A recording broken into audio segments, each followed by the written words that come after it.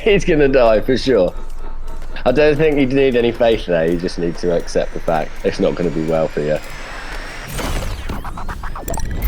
Hi, I'm Billy Morgan, 32-year-old professional snowboarder from the UK. Been to 2 Olympics in Russia and Korea. Been snowboarding for about 15 years on the dry slope and all over the world. So I like to think I know a little bit about snowboarding, so I'm here to make some judgments. To the Riders Republic for IGN.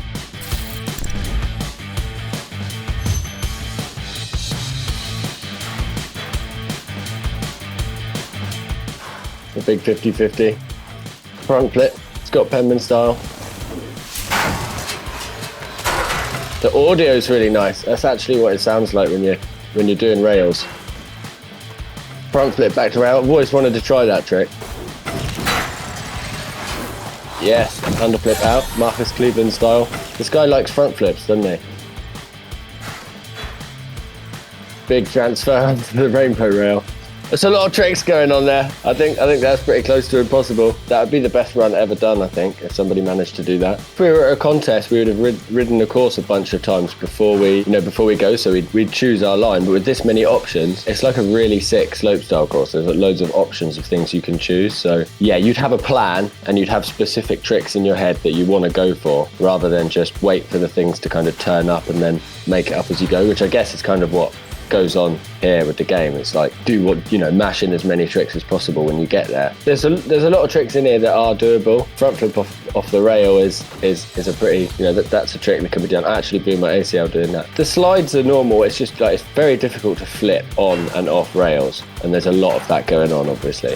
Yeah, I mean it's like definitely at the height of what's technically doable, but yeah, most of it's doable except the last feature where he jumps across from 3 rails, jumps from one to the next one to the next one. It's just not happening. You have to be pretty good.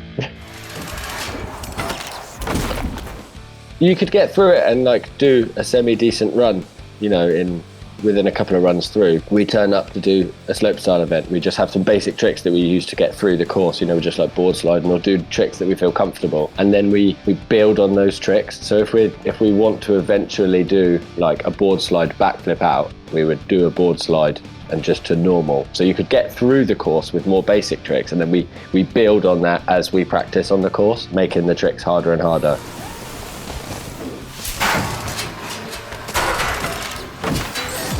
That kind of works. You do get boards that are more flexible and meant for park and freestyle stuff. And the stiffer boards are better for racing. They hold an edge much better. The proper racing boards have like plates on them to like really stiffen them up and give you more control through turns. So different boards could have different benefits and disadvantages for different types of things, like freestyle and racing or powder or whatever.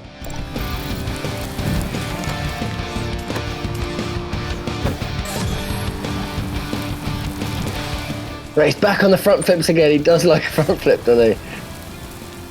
Gotta watch out for those rocks. This looks like a fun shoot. Oh, he's just getting to the start now. That was free. That wasn't even the course. Free bit of powder at the top.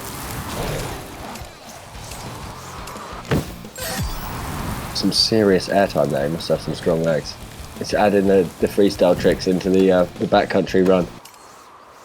Yeah, boy. I like that. It's quite good if you're holding your grab when you hit the floor, that it tells you it's not right, because that would definitely be a bad news if you're chopping your fingers off. You have to properly let go of the grab before you hit the ground, which is cool. That's kind of like backcountry, so you would probably have either had to hike there or get dropped off by a heli, or be lucky enough to have a lift that takes you all the way there to get there. So yeah, you'd kind of, however you got up, then you'd ride down to the start gate and then start from there. You're not going up there to learn snowboarding. To start with, like, riding powder's a lot more difficult than starting off on like the freshly groomed snow. You need to be relatively good before you can start riding powder, because all the balance is a lot different. The starting bit looks like like a perfect smooth powder run. That would be great fun, but then it gets into the like steeper, gnarly stuff, and you wouldn't want to be up there unless you know what you're doing. I guess hope this guy's got peepers and avalanche gear with him, because it's dangerous up there. And he's got a helmet on, right? Yeah, he does. We'll let him off. It's a weird one actually, because you never get told how fast you're going. When you're watching this, you think, oh, see, like 80 kilometers an hour is really fast, but I think I think it's quite normal to reach those speeds, but you get comfortable, and because you're normally only going fast when everything's quite open. There's not unless you're going really fast through the trees or whatever. But you only notice how fast you're going when things rush past you or someone goes past you. So as long as you're in your comfort zone, you can actually go really fast without it feeling too bad. Because if you fall off, you'll hopefully just slide to a stop. The danger is only really when if you hit something solid like a rock or a tree.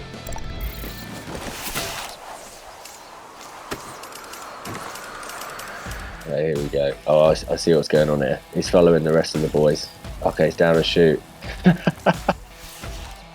He's gonna die for sure. I don't think you need any faith there. You just need to accept the fact it's not going to be well for you. He's going for it again. He's just his mates are just leading him off into the danger, aren't they? There he goes. Got the quadruple front flip there. Easy. Go again. It's going 5. It's got the quint. Oh, I nailed it. Sick. Okay.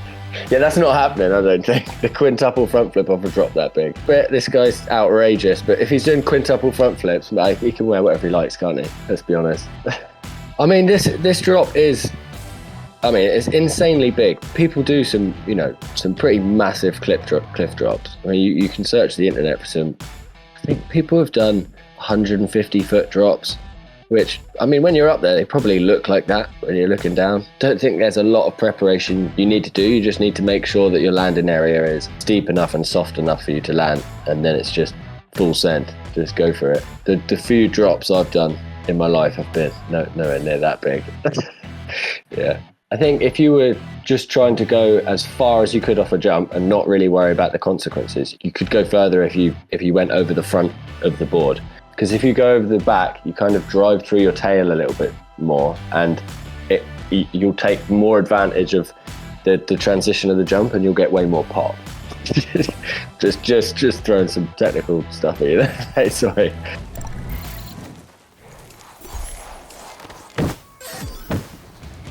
Yeah, now I've seen the Rider Republic game, I didn't know what to think at the beginning. I didn't know whether they would have gone down the avenue of like SSX Tricky, where everything's just absolutely crazy and impossible, or more like the Skate series of games where they really tried to hone in the realisticness of it and make it really technical. And I think they've got quite a good mix. There's obviously some crazy tricks and stuff in there, but the way you can kind of cut about on your snowboard is quite realistic. There's no like turbo boosted jumps and this, that and the other, which is just completely out there. So I think they've got a really good mix and a good platform for a quality game. For more on this series, make sure to check out our video with a sword expert reacting to the Star Wars trilogy fights, or our Riders Republic mass race gameplay.